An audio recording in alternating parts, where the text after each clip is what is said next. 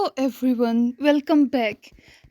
आज हम बात करेंगे पाई चार्ट के बारे में। पाई चार्ट क्या है, कैसे बनाया जाता है, एग्जाम्पल इसकी एक देखेंगे। तो चलें स्टार्ट करते हैं।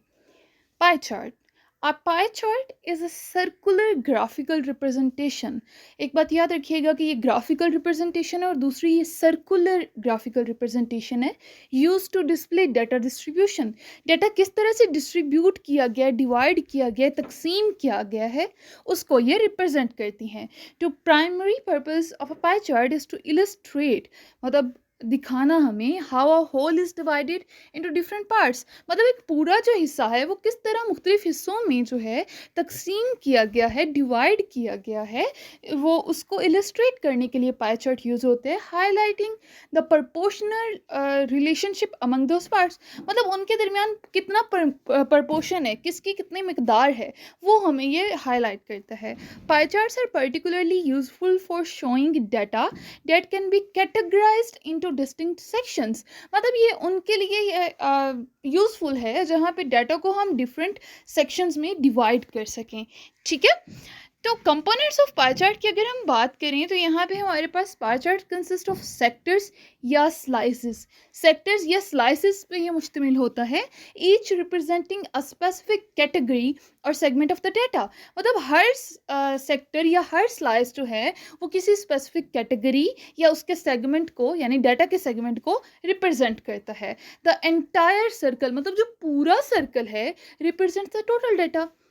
पूरा सर्कल किसके इक्वल है? टोटल डाटा के इक्वल है। Often refer to as the whole और 100%, मतलब जिसको होल भी कहा जाता है, मतलब पूरा, या 100% भी कहा जाता है।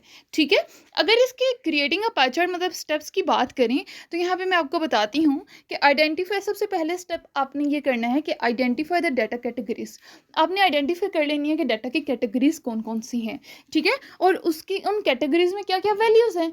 ठीक है, कैटेगरीज डिफाइन की और उसके साथ साथ उसकी जो वैल्यूज़ हैं वो भी देख ली। उसके बाद कैलकुलेट करना है आपने टोटल ऑफ ऑल वैल्यूज़। ठीक है, तो जितनी भी वैल्यूज़ हैं उन सबको कैलकुलेट करके टोटल उनका जब निकालना है तो वो उसका होल होगा।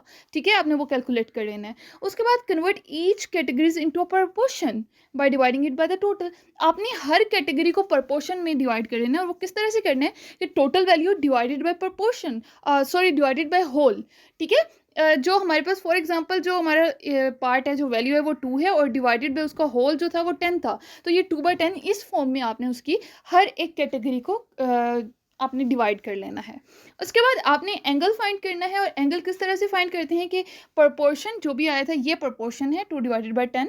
ठीक है, मल्टीप्लाई 360 डिग्रीज। ठीक है, क्योंकि सर्कल जो है, एक सर्कल, उसमें 360 डिग्रीज होते हैं, इसलिए हमने यहाँ पे उसे 360 डिग्रीज से मल्टीप्लाई किया तो हमारे पास उसका एंगल आ जाएगा। ठीक है, आपने अब draw the segments using these calculated angles to form the pie chart. आपने ये जो कैलकुलेटेड एंगल्स थे जो भी आए हैं आपके पास, उनको देखते हुए आपने अपना पाई चार्ट ड्रा कर लेना है। It's that simple.